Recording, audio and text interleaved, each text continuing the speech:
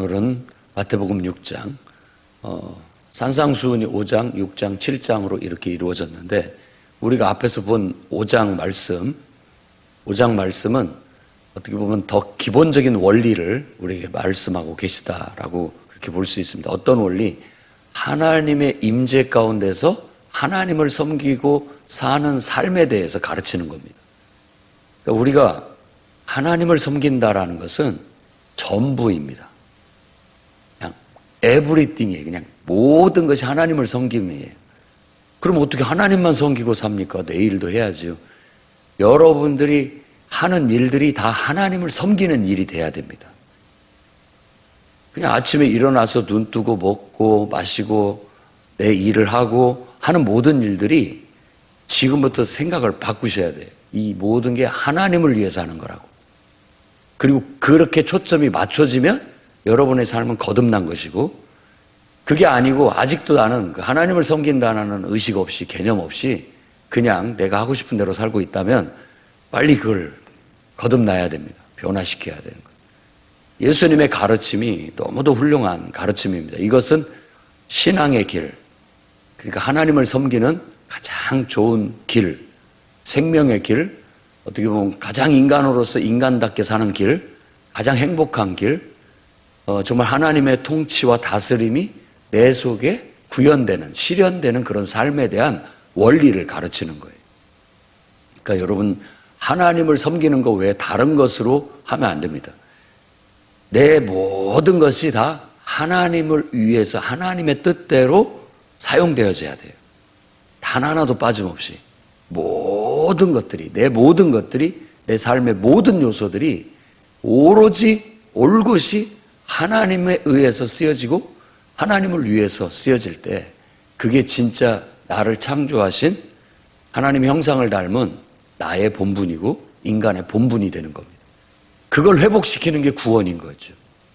이건 그래서 구원의 말씀이고 생명의 말씀입니다. 산상수훈을 배우고 그 말씀대로 순종하며 사시기 바랍니다. 감정이 여러분을 지배하게 두지 말고 하나님이 여러분을 지배하게 늘 그렇게 사십시오. 하나님이 여러분의 감정을 사용하시는 겁니다. 좋은 감정이든 나쁜 감정이든 하나님이 붙들어 쓰시는 감정이 돼야지 자꾸만 하나님과는 상관없이 오랫동안 길들여온 내 감정에 휘둘려서 안 되는 겁니다. 내 욕심, 그것도 하나님에 의해서 붙들려서 내 안에 있는 모든 본능과 욕망이 쓰여질 때 그게 하나님의 영광을 드러내는 것이 되는 거예요. 나쁜 게 아닙니다. 그런데 내가 하나님과 상관없이 내 욕망과 내 욕심에 갇혀버리니까 결국은 죄로 가게 되는 겁니다. 또 우리의 말도, 우리의 모든 삶의 태도도 거짓이 없이 하나님 앞에 우리는 진실한 사람들이니까 항상 하나님 앞에서, 하나님 앞에 투명하고 하나님 앞에 바르고 하나님 앞에 진실하면 되는 거예요. 여러분, 다른 걸 염려할 필요가 없습니다. 사람이 나를 어떻게 볼 건지, 사람들이 나를 평가 어떻게 할 것인지, 이런 것이 중요한 문제가 아닙니다. 그냥 하나님 앞에 진실하면 진리가 우리를 자유케 하는 겁니다. 하나님 앞에 진실하면 됐지, 남들을 무슨 상관이 있습니까? 아무 의식할 거 없습니다. 근데 오랫동안 우리가 어려서부터 이렇게 유교적인 교육을 받고 길들여 오다 보니까 우리 안에 그런 것들이 이렇게 나를 꼭 이렇게 붙잡고 있는 것 같아서 이게 습관이 안 돼가지고 우리의 사고도 또 우리의 행동도 말도 이게 잘 안 되는 경향이 많은 것이죠. 언제든지 여러분들 악의가 없이 선으로 대하면 편합니다. 나는 항상 내가 좀 거칠게 말을 하든 부드럽게 말을 하는 사람이든 내가 좀 거친 사람이든 부드러운 사람이든 성격이 중요한 게 아니에요. 악의적이냐 선이냐. 우리가 말하는 선의는 그냥 사람한테 잘해주는 선이 아닙니다. 하나님 보시기에 옳으면 된다라는 거예요. 하나님 보시기에 선한 거, 하나님 뜻이 다 선이에요. 기도하면서 하나님 뜻대로 했다면 나쁠 것이 없습니다. 다 그게 열매가 될 겁니다. 그러나 기도에 의하지 않고 또 하나님에 의하지 않고 자꾸만 내 안에서 나를 기준으로 해서 내가 그 속에 들어가 버리게 되면 독소가 되는 거예요. 저도 설교를 하면서 늘 하나님 앞에 기도합니다. 내 말이 나가지 않게 하시고 내 말은 다 걸러 주시라고. 왜? 그것이 여러분들에게 또 독소가 될 수도 있기 때문에 여러분들 또 스스로 그런 것들은 걸러내십시오. 여러분 통닭을 먹을 때 여러분 살 발라서 먹고 뼈 버리잖아요. 버릴 건 버리시고 받아들일 거 받아들여서 여러분 몸에 유익한 것을 먹어야죠. 여러분 먹을 수 없는 껍질을 갖고 있을 때 껍질을 벗겨서 먹지 누가 껍질을 채 먹습니까? 다 여러분들 또 그렇게 할 수 있는 자유의 의지가 있으니까 하나님의 인도하심을 따라서 그렇게 하시면 되는 겁니다. 오직 우리의 중심은 그냥 하나님께 둬야 된다. 이게 산상수훈의 핵심 원리고 가르침이에요. 오늘 6장하고 7장 말씀은 실천과 관련된 교훈을 주고 있습니다. 실천. 자, 이제 배웠어. 그럼 배우면 실천해야 될 거 아니에요. 실천할 때 제일 큰 문제가 뭐냐면 자기 혼자, 자기 스스로가 실천하고 잘하면 되는데 우리의 태도가 자꾸만 하나님 앞에서 내 스스로가 바로 서면 되는데 사람한테 보이려고 하는 경향이 가난하다라는 겁니다. 그래서 1절 말씀에 첫 단어가 그것입니다. 너희는 주의하라. 우리 번역은 뒤로 가지만 주의해라. 제발 이것만큼은 주의해라. 주의사항을 말하고 있는 겁니다. 그 뭐냐면 사람에게 보이는 거, 사람 앞에서. 두 단어예요. 사람 앞에서 하지 마라. 너희의 의라는 것은 하나님의 임재 안에서 온전한 순종을 해내는 걸 의라고 봐야 됩니다. 그러니까 하나님 앞에 바르게 행하는 것을, 하나님 앞에 옳은 것을 행할 때 사람 앞에서 하지 마라. 그리고 그 다음 단어는 보이려고 하지 마라. 그들에게 보이려고. 사람 앞에서 하지 말고 사람에게 보이려고 하지 마라. 여러분 마음에 새기십시오. 사람 앞에서 하는 거 아니에요. 그러니까 그게 우리에게 어떤 이유가 될 수 없습니다. 그리고 사람에게 보이려고 하는 거 아닙니다.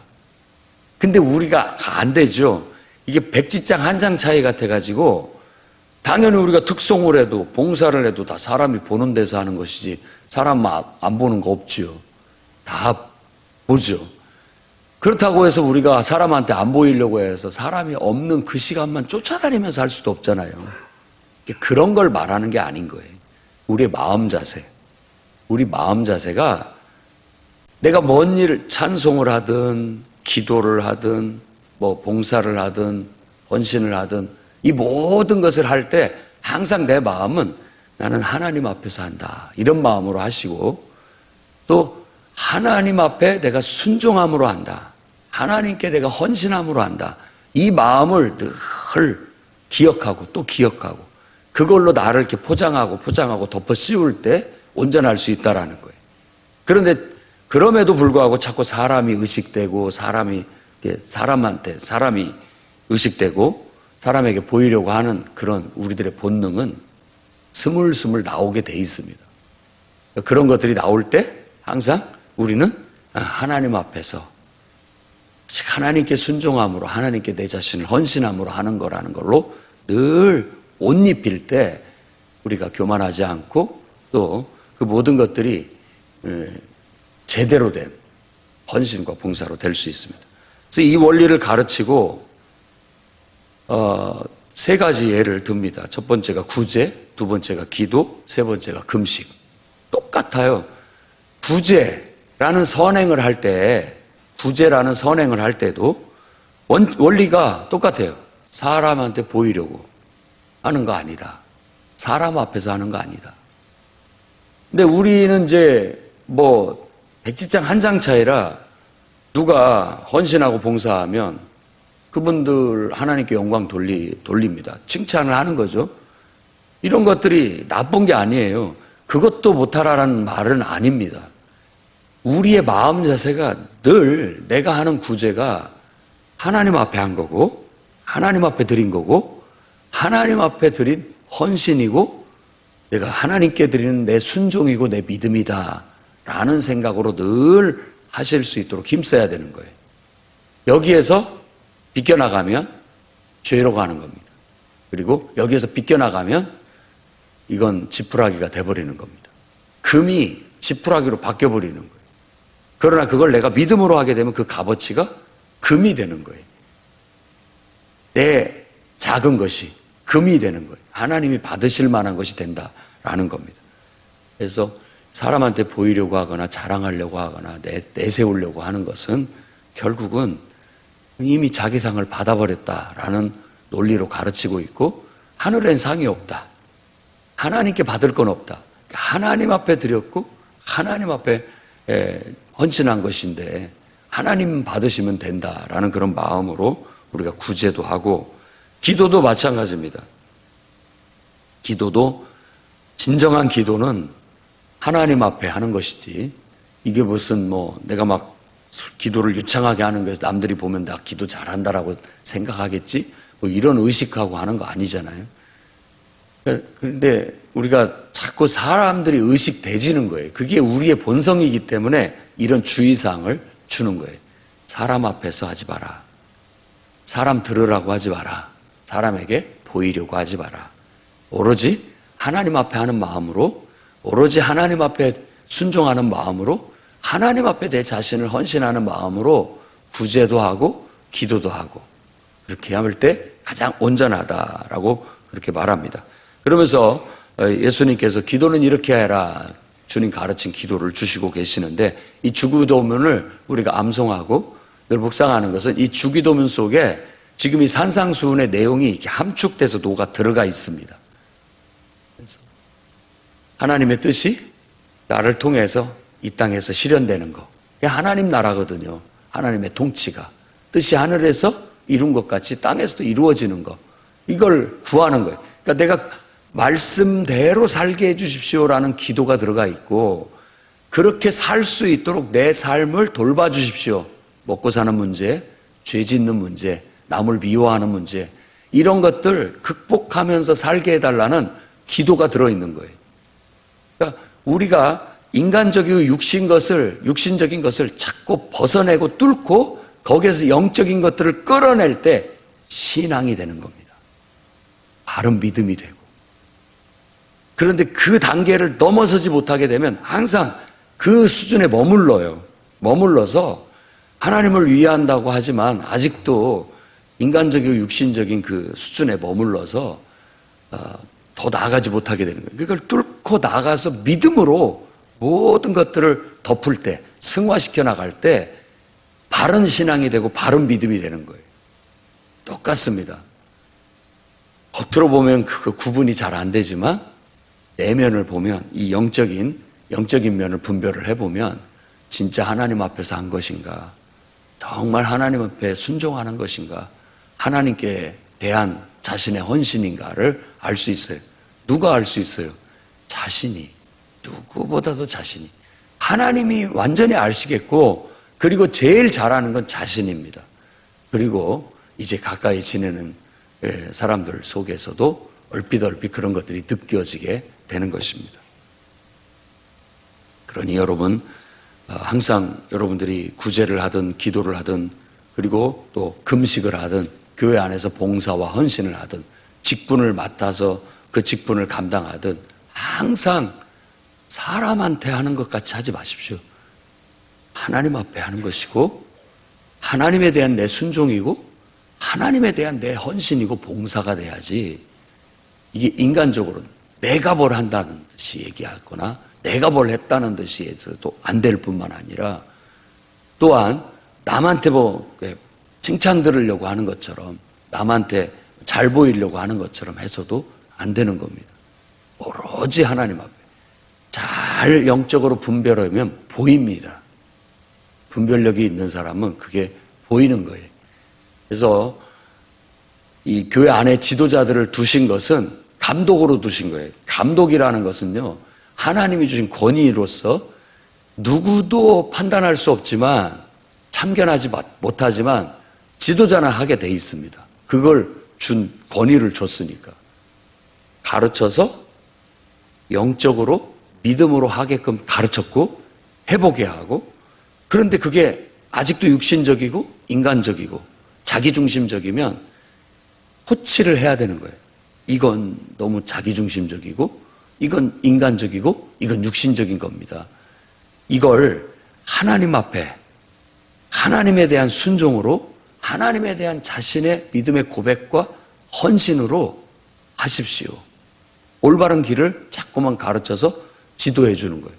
그러면 여러분들은 그 지도하는 사람이 말하는 것을 신뢰해야 됩니다. 고깝게 여기지 않고 기분 나빠 여기지 않고 그런 조언과 충고를 해줬을 때 생명의 말씀으로 듣고 하나님 말씀으로 듣고 순종하면 성장하고 성숙되고 발전해 나갈 수 있습니다. 적어도 여러분 인생 속에 그런 말을 해줄 사람은 한둘은 있어야 됩니다. 저도 담임 목회자고 나한테 누가 그런 말을 하겠습니까? 라고 했을 때 저 스스로도 그런 멘토를 자꾸 만들려고 하고 찾아가려고 하고 책망도 듣고 듣습니다. 여러분들은 빈말로 하는 소리일지 모르겠지만 여러분들이 하는 말 속에도 나는 하나님의 음성을 들으려고 하고 그걸 책망의 말로 듣기도 합니다. 하지만 인간의 소리는 값어치 없는 것은 나를 위해서 하는 말이라 할지라도 고맙지만 그냥 버릴 건 버립니다. 그건 인간적인 소리고 사람의 소리이기 때문에 누구든지 사람은 그런 말을 할 수 있어요. 그러나 그것이 썩 영적인 말은 아니기 때문에 의미 없이 생각합니다. 그러나 그냥 빈말로 여러분들이 뭐 의미 있게 하지 않지만 빈말로 하는 말도 그 속에 하나님의 음성이 들어있다면 그걸 저는 깊이 받아들이려고 하고 그렇게 해나가는 거예요. 그러니까 여러분들은 나를 보완해주고 나는 여러분들을 보완해주는 거예요. 그게 열린 관계입니다. 생명의 관계고. 여러분과 관계 없는 사람, 생명의 관계, 의미 있는 관계 속에 있지 않다고 한다면 그런 말을 할 이유도 없어요. 왜 여러분 앞에 기분 나쁘라는 소리를 하겠습니까? 듣기 싫은 소리를 왜 하겠냐고요. 여러분에게 도움이 될 것 같고 여러분들에게 뭔가가 더 이런 것만 고치면 훨씬 하나님 앞에 은혜가 되고 더 축복이 되고 더 나아질 것 같으니까 하는 거예요. 그게 생명의 관계예요. 내가 대통령을 알지만 대통령하고 나하고 뭔 관계입니까? 나는 그냥 우리나라 대통령일 뿐이지 내가 그분하고 나하고는 아무 관계도 없어요. 그냥 서로 모르는 사이와 같아요. 안다고는 하지만 그냥 뭐 이런 소리 저런 소리 다 하지만은 아무 영향력도 아무런 의미도 없습니다. 그러나 가까이 지내는 정말 나에게 하나님께서 보내주신 그런 관계 속에서는 한마디 한마디가 찌르는 칼 같고 도려내는 칼 같아요. 살아있다라는 뜻이죠. 생명의 관계라는 뜻이죠. 그러니까 신중하게 말하고 그러니까 기도하고 말하고 그러니까 내 생각, 인간적인 생각 걸러서 말하고 서로에게 영향을 주어가면서 좋은 영향도 주고 나쁜 영향도 미쳐가면서 걸러낼 건 걸러내면서 서로 성장하고 발전해 나가는 게 신앙 공동체예요. 여러분들이 그 신앙 공동체 속에 속하지 않고 온전할 수 있다는 것은요, 그건 거짓됩니다. 못해요. 혼자 온전할 수 있는 사람은 세상에 예수님 외에 없습니다. 하나님 한 분 외에 없어요. 그건 여러분들의 자만이고 오만이고 착각이고 거짓이에요. 사람이 자기 감정 제멋대로 못하고요. 자기 마음대로 못합니다. 사람의 눈은 앞에만 볼지 뒤를 볼 수 없어요. 우리가 나 혼자 온전할 수 있다라고 생각하는 것은 온전치 못합니다. 그렇기 때문에 하나님은 우리를 공동체 속에 두게 하시는 거예요. 좋든 싫든 공동체 속에서 다듬어지고 부딪히고 거치면서 그 속에서 성장하는 거예요. 그러니까 붙어만 있으면 내가 마음을 열고 그런 모든 것들을 하나님의 뜻으로 받아들이고 긍정적으로 받아들인다면 부정적인 것까지도 긍정으로 받아들이면 여러분은 거기에서 더 강하고 더 온전한 믿음으로 성장해 나갈 겁니다. 성숙해 나갈 거예요. 그러나 불편하다고 조금 어렵다고 그거 피해 다니면요 평생 그 육신적인 신앙에 머무르고 말 거예요. 그렇다고 해서 내가 피했다고 해서 어디 가면 하나님께서 또 그런 걸 주시지 않느냐? 똑같은 역사를 또 이루십니다. 왜? 그게 하나님의 뜻이니까. 내가 달라지고 변화되고 다듬어지고 성숙되는 게 하나님 뜻이니까 내가 여기를 피해서 저기 가면 거기는 뭐 하나님이 안 계십니까? 또 거기를 피해서 또 다른 데로 가면 거기는 뭐 하나님이 안 계십니까? 똑같은 역사가 반복되는 거예요.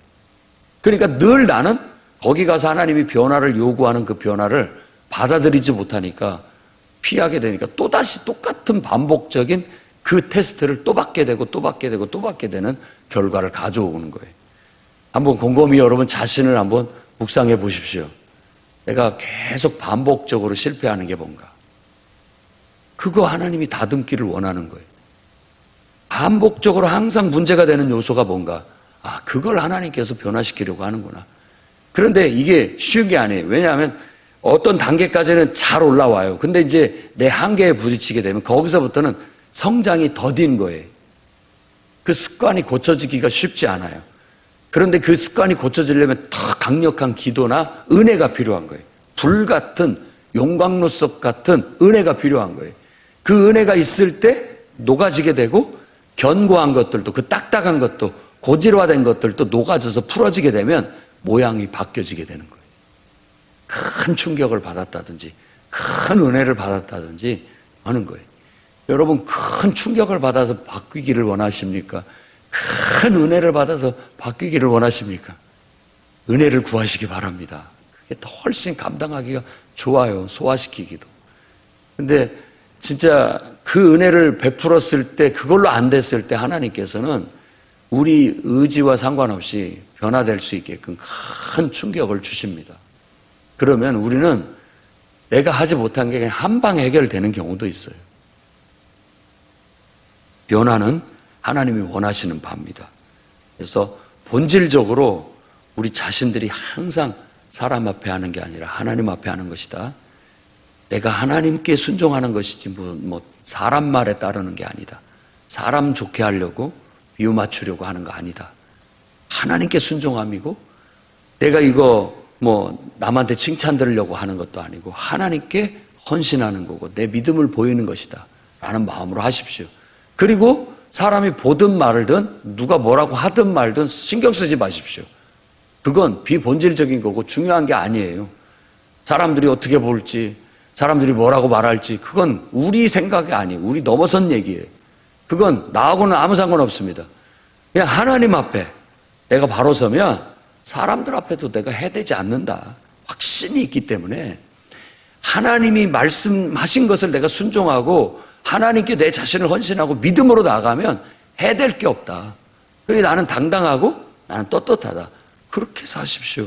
그게 바로 오늘 이 산상수훈 7장, 6장에서 우리에게 주시는 말씀의 가치입니다. 그러면서 이제 19절부터 24절까지는 하늘의 가치관을 가르칩니다. 하늘에 둔 가치. 하나님 앞에서 하는 것이다. 은밀하게 보시는 하나님께서 우리에게 보상해 주실 것이다. 이런 교훈을 가르치고 난 다음에 우리에게 보물을 이 땅에 두지 말고 하늘에다 쌓아두라 라는 말은 하늘에 가치를 두라.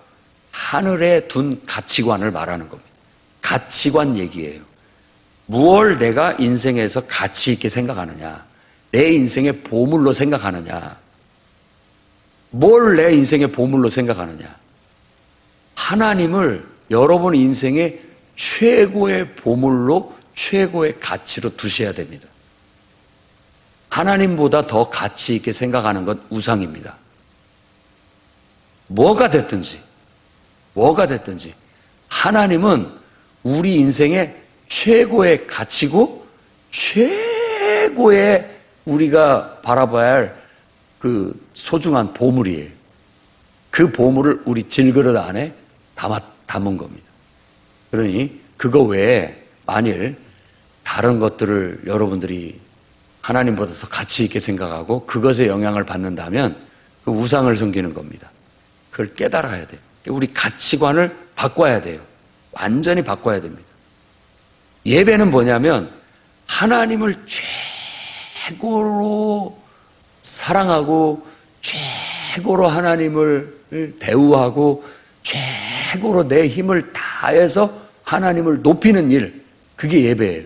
그 훈련을 통해서 그 예배를 통해서 우리는 하나님을 내 인생의 최고의 가치로 두는 훈련을, 영적 훈련을 하는 거예요. 그런데 그 예배 시간에 하나님 앞에 집중하지 못하고 하나님을 최고로 높이지 못하고 하나님께 최고의 가치를 돌려드리지 못하게 된다면 예배는 실패한 겁니다. 예배가 실패한 거예요. 그러면 예배가 효과가 없는 거예요. 예배가 은혜도 안 되고 축복도 안 되고 능력도 안 될 거예요. 여러분이 이거 하나만 딱 지켜보십시오. 이거 하나만 지키면 나머지 계명은 다 줄줄이 따라오는 거예요. 뭐 10가지 계명을 다 지키려고 할 것이 아니라 이거 하나만 제대로 지키면 나머지 계명은 그냥 자동적으로 된다니까요.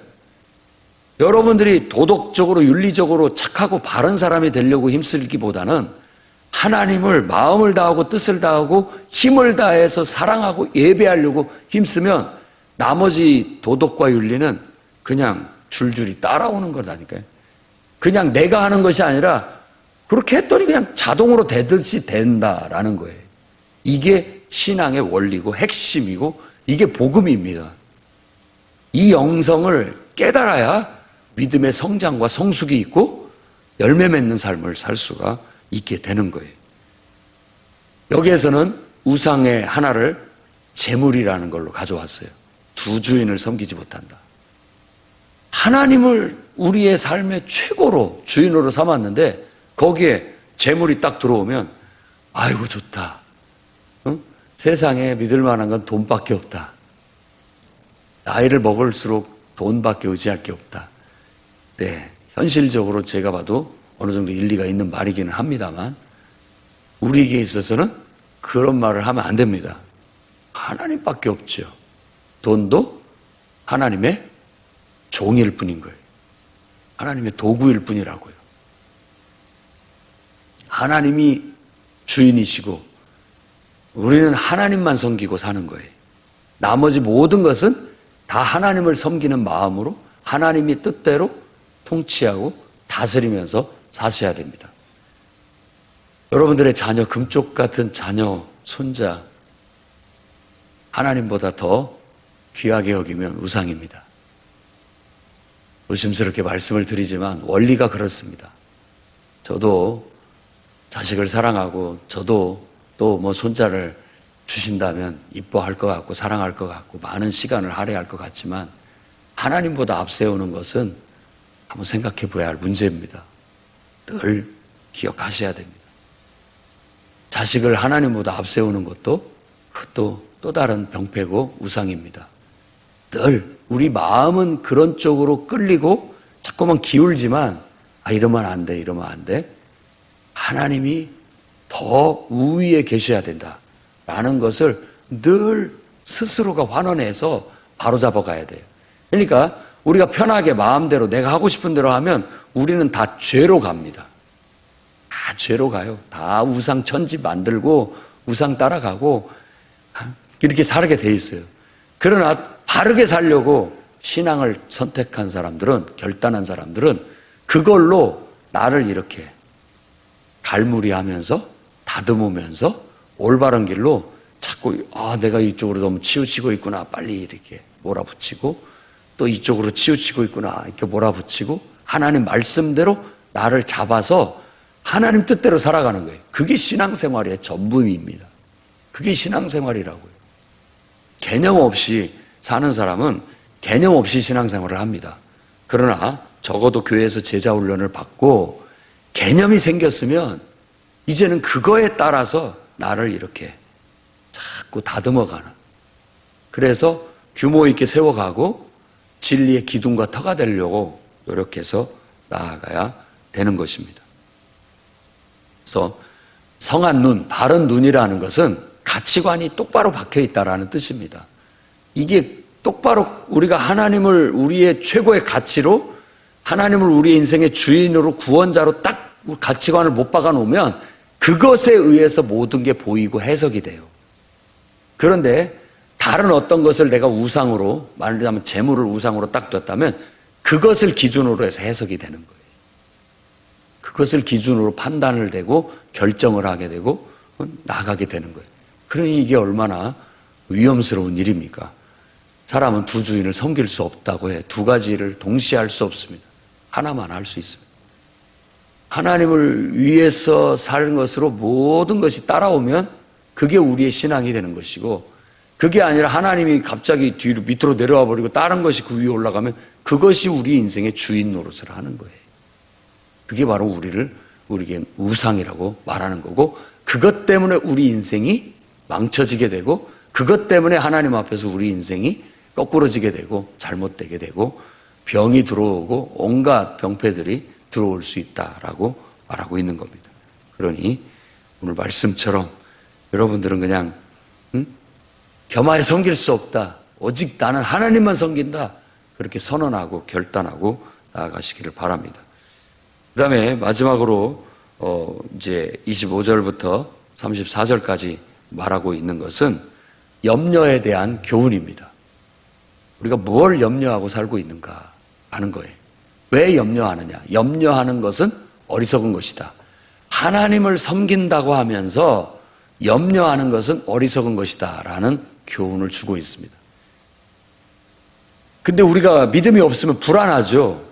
하나님을 믿기는 믿지만 또 뭔가 내가 염려하면서 뭔가를 해야 된다라고 생각이 들어요. 그런데 이게 뭐냐면 하나님을 믿고 신뢰하고 우리에게 분명히 염려할 만한 일들이 주어지잖아요. 염려할 만한 일들이 주어지면 그걸 하나님을 믿고 의지하고 하나님 앞에 기도로 아뢰고 하나님의 말씀을 들어서 하나님과 상의해서 해결해 나가라는 뜻입니다. 염려가 의식주를 여기서 얘기하고 있는 먹는 것, 뭐 입는 것, 또 뭐 의식주, 집 이런 문제를 가지고서 늘 염려하고 살아가는데 그 염려가 하나님을 눌러버리면 안 된다는 거예요. 우리 신앙을 눌러버리면 안 됩니다. 염려가 들어와 갖고 내 신앙을 눌러버렸어. 기도를 못해요. 기도가 안 돼. 은혜도 안 돼. 하나님이 보이지도 않아. 그러면 이미 우리는 이 염려 때문에 내 신앙을 눌린 거고 망치고 있는 것이죠. 그럴 때는 어떻게 해야 됩니까? 비켜라. 염려는 비켜라. 자꾸 신앙을 이렇게 세워서 하나님을 부르고 하나님이 그 모든 것들을 이겨서 그 염려가 하나님 밑으로 들어오게, 하나님의 통치 아래, 하나님의 다스림 아래 들어오게 만드는 거예요.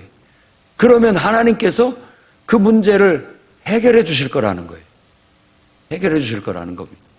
그런 믿음과 신뢰로 살아가는 거예요.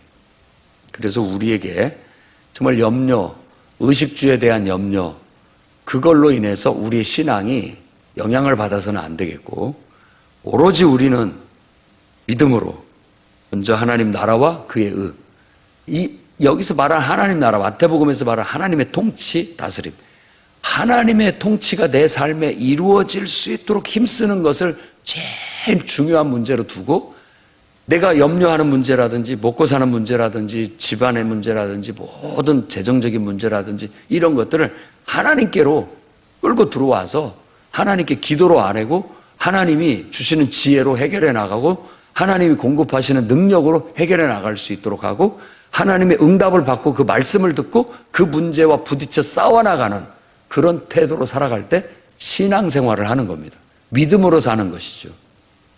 근데 믿음을 제껴놓고 자꾸만 이런 문제에 맞서서 내가 내 힘으로 싸우려고 하면 아직도 우리는 육신적인 사람, 거듭나지 못한 나의 삶의 태도를 가지고 있다라는 것이죠. 완전히 하나님 앞에 가지고 와서 굴복을 시키십시오. 그래야만 됩니다. 그래서 마지막 절에 얘기하기를 내일 일을 위하여 염려하지 마라. 내일 일은 내일이 염려하게 두어라. 아주 멋진 시적 표현이죠. 내일은 내일이 염려할 것이지 네가 하지 마라. 내일 돌아와 봐야 한다. 뭐 이런 말과 같은 겁니다. 한날의 괴로움은 그날로 족하다. 그날로 족하다. 라는 말씀을 주셔서 우리가 삶을 산다는 것은 이 말 염려하지 말라고 해서 뭐 스트레스도 없고 힘든 것도 없고 뭐 다 꽃길이고 좋은 길만 있다라는 뜻이 아닌 거예요. 하루하루 우리가 감당해야 할 수고가 있고 고생이 있습니다. 하루하루 우리가 짊어져야 할 짐이 있고 감당해야 할 사명이 있고 해야 할 역할과 일이 있어요. 어떻게 보면 몸이 부서져도 해야 할 일은 해야지요. 그런데 그 일을 할 때 믿음으로 하라는 말이에요. 믿음으로. 믿음으로 해야 됩니다. 믿음으로 하면 그것이 예배가 될 수가 있고 은혜가 되는 거예요.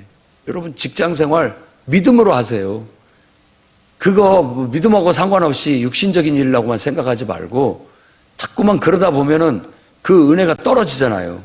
그런데 이 직장도 하나님이 내게 주신 일이고 내게 맡겨주신 사명이라고 생각하고 기도하면서 기쁘고 즐겁게 그 일을 하시라고요. 그것 자체가 예배가 되게.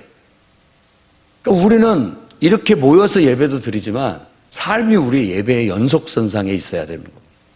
삶이 예배인 거예요. 가정에서의 삶이 예배여야 되는 거예요. 내가 가정 일을 하고 가족들을 돌보는 일이 예배가 되고 믿음으로 예배가 되도록 승화시켜야 되는 겁니다. 직장 일이 됐든 사업의 일이 됐든 그 일이 고단하고 어렵고 힘든 일이 되었든 그 모든 것을 믿음으로 승화시켜서 기도하면서 예배로 만들어 가야 되는 겁니다.